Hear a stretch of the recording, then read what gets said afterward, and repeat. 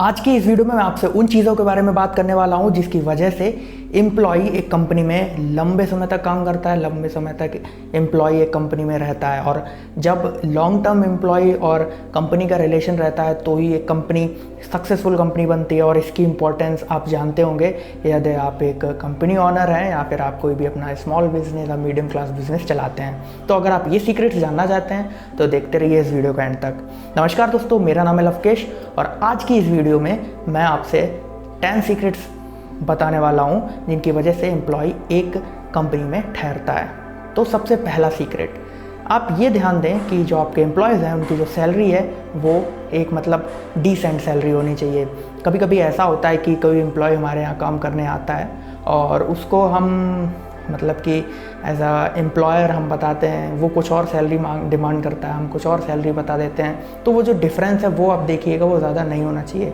क्योंकि कभी कभी क्या होता है, एम्प्लॉय स्टार्टिंग में तो हाँ कर देता है कि हाँ उसको पैसे की नीड है, बट लेटर ऑन जैसे उसे पता चलता है ठीक है इतना मैंने कर लिया है, अब मुझे दूसरी जगह कोई और कंपनी हायर कर सकती है, तो वो आपकी कंपनी को छोड़ देगा। वो एक अच्छे अमाउंट में अच्छी जगह जाके काम करेगा। मैं ये नहीं कह रहा आपकी जगह अच्छी नहीं है, उसके लिए एम्प्लॉय के लिए अच्छी नहीं होगी क्योंकि उसको वहाँ पर सैलरी कम मिल रही है और किसी दूसरी कंपनी में सैलरी ज़्यादा मिल रही है। तो आप इस बात पे ध्यान दें, जो आपके जो वैल्यूएबल एम्प्लॉय है उनकी जो सैलरी है उसमें कटौती ना करें। दूसरी चीज़ जो है वो ये है कि आप अपनी एम्प्लॉयज़ की मेंटरिंग कीजिए।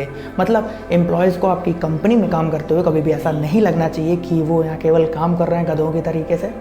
उनको खुद में कोई सेल्फ इम्प्रूवमेंट देखने को नहीं मिल रहा है। हर एम्प्लॉय कुछ ना कुछ सीखना चाहता है, खुद में कुछ ना कुछ अपग्रेडेशन चाहता है। तो आप उसे कुछ चीज़ें नहीं भी आ रही तो उस चीज़ों में बताइए कि कैसे चीज़ें सही होंगी।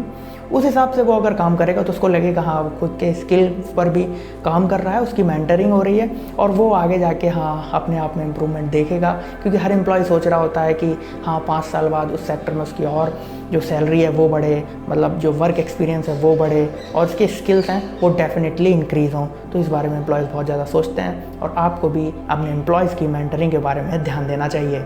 तीसरी चीज़ है यहाँ पर चैलेंजेस। भाई चैलेंजेस सभी को पसंद होते हैं, तो ऐसा कुछ कीजिए कि आपके एम्प्लॉयज़ जो हैं, जो भी आप उन्हें टास्क दे रहे हैं वो उसे केवल टास्क की तरह ना लें, वो उसे एज अ चैलेंज एक्सेप्ट करें और वो आपको जल्दी से जल्दी कर दिखाने में कोशिश करें पूरी की पूरी। तो ऐसा कुछ काम कीजिए।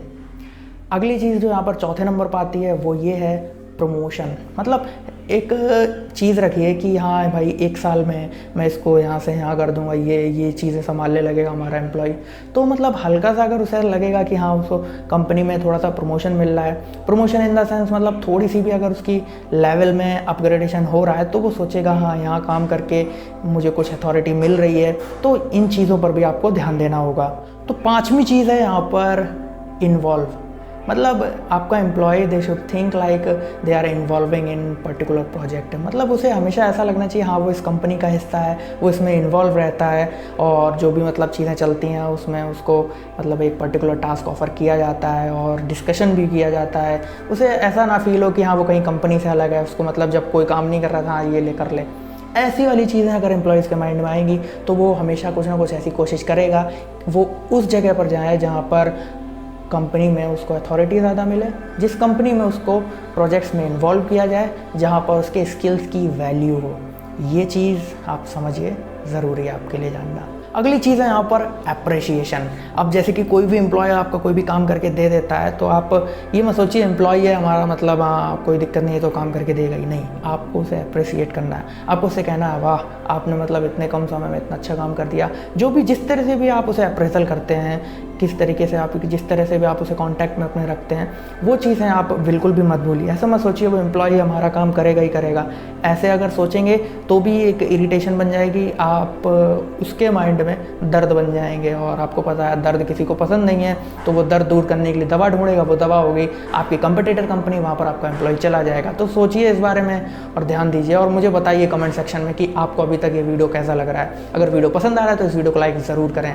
तो बढ़ते हैं अगले टॉपिक की तरफ। अगला जो यहाँ पर पॉइंट है वो है valued. They should be valued.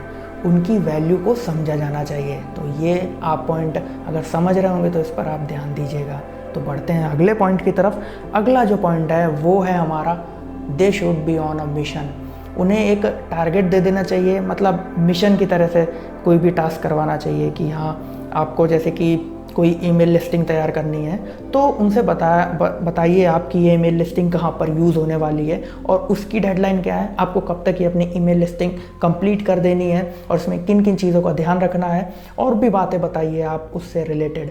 तो वो उस ईमेल लिस्टिंग को कंप्लीट करने के लिए पूरा देखेगा कि हाँ भाई उसे उस डेट तक कंप्लीट करनी है, उसमें ये चीज़ें जो आपने एक्स्ट्रा चीज़ें बताई हैं उन फिल्टर्स को ध्यान में रखना है, उसके बाद वो उन लिस्टिंग पे काम करे और ऐसा ऐसा आपको रिजल्ट चाहिए।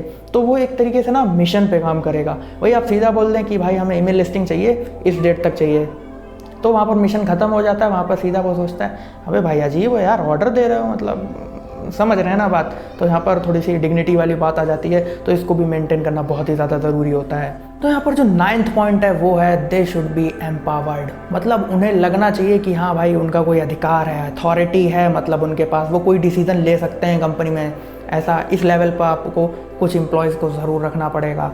हालांकि ऐसा नहीं कि कोई आपका एम्प्लॉय एकदम से आया आप उसके मतलब इतने सारे चार्जेस देते हैं, हाँ ये आपको अथॉरिटी, ये आपको अथॉरिटी, ऐसा नहीं। एक टाइम के बाद जब उसे आपको लगे उसे लगे हाँ दोनों में म्यूचुअल अंडरस्टैंडिंग्स हो जाएं, उसके बाद आपको उसको कुछ अधिकार देने चाहिए। और एट द एंड सबसे इम्पॉर्टेंट पॉइंट है, उसे जानने से पहले मेरी आपसे एक ही रिक्वेस्ट है कि इस चैनल को सब्सक्राइब कर दीजिए अगर आप इस चैनल पर नए थे। और जो आखिरी जो 10वां पॉइंट है वो ये है दे शुड बी ट्रस्टेड। उन पर भरोसा करिए आप, उन्हें ऐसा लगे कि हाँ कंपनी उन पर भरोसा करती है। तो भरोसे पे बहुत सारी चीज़ें चल रही हैं। जब आप उन पे भरोसा करेंगे, वो आप पे भरोसा करेंगे, तो एक पार्टनरशिप बनेगी। वो एम्प्लॉय वाला रिलेशन अब नहीं रहेगा और इस तरह से आपके बिज़नेस को उड़ान मिलेगी, मतलब आपका बिज़नेस रैंक करेगा। ठीक है, तो आज के लिए इस वीडियो में इतना ही, और आशा करता हूँ कि आपको जो भी मैंने पॉइंट्स बताए वो आपको पसंद आए होंगे। अगर आपको ये वीडियो पसंद आए तो इस वीडियो को लाइक ज़रूर करें। कोई भी आपका सुझाव है, आपको कोई भी सवाल है तो आप नीचे कमेंट बॉक्स में कमेंट करके पूछ सकते हैं। मिलते हैं किसी और वीडियो में, तब तक के लिए जय हिंद, वंदे मातरम।